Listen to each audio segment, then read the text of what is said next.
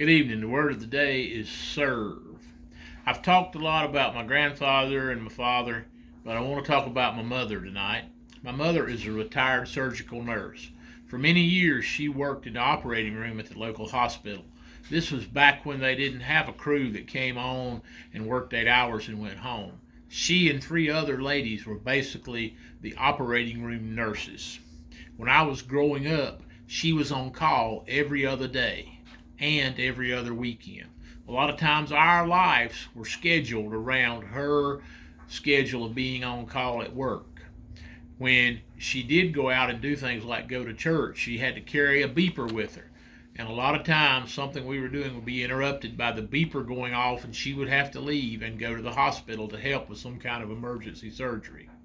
I remember many times she would go and work all day long, come home and do things like fix supper for me and my sister and my dad, and then do laundry and other things. And then we would be just about ready to go to bed or would have laid down in bed and the phone would ring.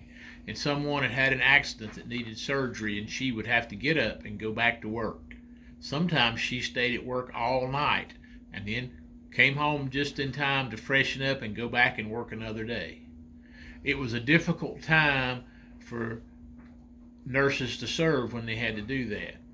But as I was thinking about that, I think about the people who are serving right now. Many doctors and nurses are away from their families because they've been exposed to this virus and they can't go home. They have to stay somewhere away from their families. Some of them are working all day long, some of them are working all night long. So as we think about this, remember those who serve. When you say your prayers tonight, say a special prayer for these folks who are working in the healthcare field. Many of them are putting themselves in danger to make sure everyone else is okay. And many of them are going through many emotional times as they care for these people who are very sick. Also remember the other people who are in healthcare.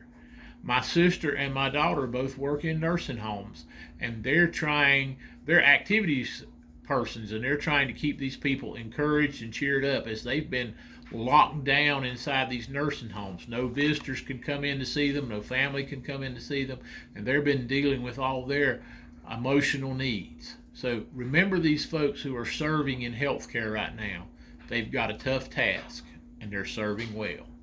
I hope you have a great day, and I hope you don't forget these folks who are serving.